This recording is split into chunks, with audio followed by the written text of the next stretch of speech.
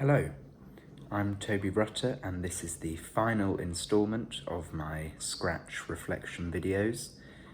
We've now done our final performance. We've finished off with our practitioners, Harry and Alice. And in my opinion overall, I think it's gone really well. So the tech day was a learning curve. It was us learning how prepared we'd been, and there were a number of things that needed to be added in and sent off last minute, but that turned out to just be one of those things, and it all worked well in the end. The final performance, in my opinion, was great. One of our best runs throughout the whole project. There was one hiccup at the very end.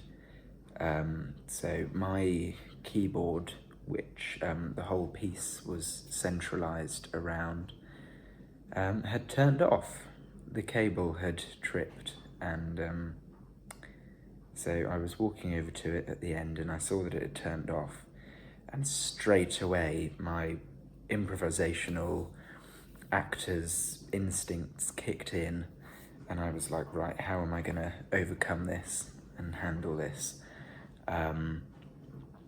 Which was very difficult, considering any fiddling with the wire, any turning it off, turning it on again, anything like that would have had to, would have been breaking character. And in that moment, I was thinking, if I try and do this in character, it's just going to look a little bit weird. So had it been FMP or, a naturalistic full-scale performance, non-devised and, that sort of thing, obviously I would have had to stay in character and just get on with it. But because it was Scratch, I thought, right, this is our performance. We deal with this how we want to deal with it. And so I did break character just for a moment, just to let the audience in on how I was feeling and to almost let them in on the joke, which at the time was very much not a joke. Inside I was panicking, but outside I was trying to remain very graceful. And in the end,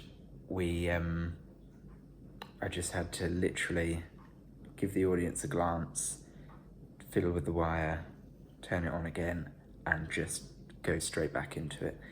So that was one minor hiccup that was dealt with, and I don't think it had any major shadow over the performance. I have noticed that one of the biggest pieces of feedback I've been given is well done for how you handled the piano, which is a good thing and a bad thing, in my opinion, because obviously having any kind of well done for anything is great feedback. But I did feel that obviously that being the one piece of feedback I was given, I was given other feedback, but that being the main focal piece of feedback I was given was, it just went to show that it was noticeable. But I was pleased, that people said I handled it well, so I couldn't have asked for much more. So, lessons that I've learned during this project. I have learned a lot about how I work. I've learned that, as it stands, I think I make very few exceptions for Brechtianism and, anything outside of naturalism, really. And the way I look at it is, if it works, I'll make an exception for it. Because I find that a lot of things outside of naturalism, in my head, just don't work. well, for this particular piece anyway. So I've learned, you know, I as a lot of theatre makers are, I'm very naturalistic. I've also learned that I like to just get on with it. You know, where some people like to sort of dilly-dally and potter around for a few hours, I like to just get on with it and get it done. Have plans in place, and yeah, just get it made. So I've realised that. I'm definitely a let's get on with it kind of person.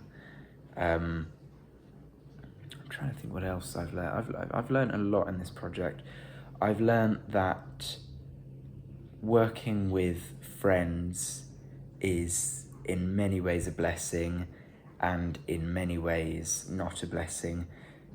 Obviously, it's a blessing because you get to spend time with your friends, you get to see how they work, you get to create a piece of theatre with like-minded individuals.